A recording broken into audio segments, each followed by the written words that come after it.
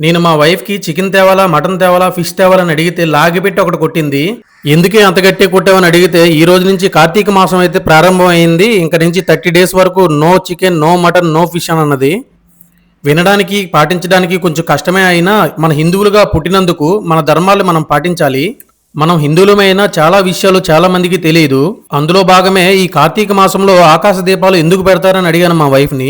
కార్తీక మాసంలో ఆకాశ దీపాలు వెలిగించడం, చూడటం వల్ల లక్ష్మీదేవి అనుగ్రహం అయితే కలుగుతుందని చెప్పింది.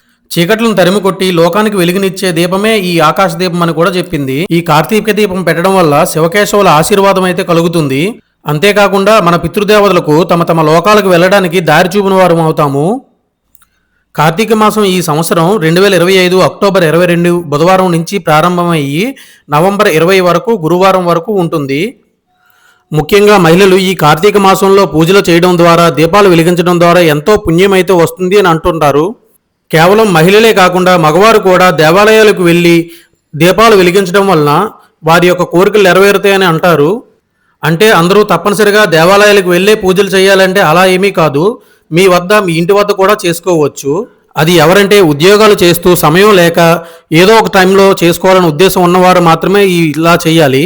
సమయం ఉండి అవకాశం ఉంటే తప్పనిసరిగా దేవాలయంకి వెళ్ళే చేసుకోండి. ఎందువల్ల అంటే మీకు అక్కడ వచ్చే పాజిటివ్ ఎనర్జీ అనేది చాలా ఎక్కువగా ఉంటుంది.